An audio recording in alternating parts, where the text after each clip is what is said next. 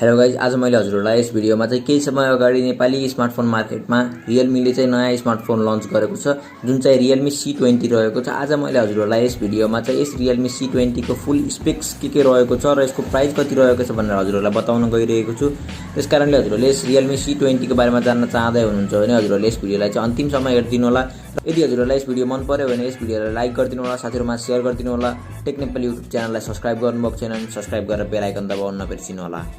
अब हामीले यस Realme C20 को चाहिँ डिस्प्लेको बारेमा कुरा गर्नु पर्दाखेरि चाहिँ 6.5 इन्चको IPS LCD डिस्प्ले देख्न सक्नुहुन्छ भने यस डिस्प्लेको रिजोल्युसनको बारेमा कुरा गर्नु पर्दाखेरि चाहिँ हजुरहरूले HD+ डिस्प्ले रिजोल्युसन देख्न सक्नुहुन्छ भने यसमा चाहिँ हजुरहरूले डिस्प्ले प्रोटेक्सन चाहिँ कर्निङ गोरिल्ला ग्लास 3 को देख्न सक्नुहुन्छ। अनि अब यसको प्रोसेसरको बारेमा कुरा गर्नु पर्दाखेरि चाहिँ हजुरहरूले यसमा चाहिँ MediaTek Helio G35 देख्न सक्नुहुन्छ।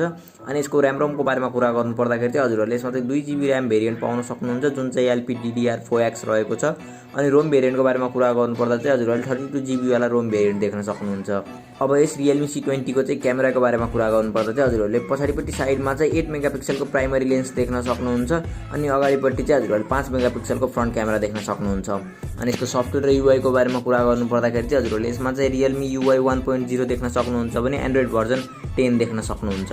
यसको कनेक्टिभिटीको बारेमा कुरा गर्नुपर्दाखेरि चाहिँ हजुरहरूले दुईटा सिम र यसमा चाहिँ ब्लुटुथ भर्जन 5.1 देख्न सक्नुहुन्छ। अनि यसको ब्याट्रीको बारेमा कुरा गर्नुपर्दाखेरि चाहिँ हजुरहरूले 5000 mAh को ब्याट्री पाउन सक्नुहुन्छ। अब यसको नेपाली प्राइस कति रहेको छ भनेर कुरा गर्नुपर्दाखेरि चाहिँ हजुरहरूले नेपाली मार्केटमा चाहिँ 2+32GB लाई चाहिँ 12849 रुपैयाँमा चाहिँ पर्चेस गर्न सक्नुहुन्छ। अब हजुरहरूलाई यस फोन चाहिँ कस्तो लाग्यो?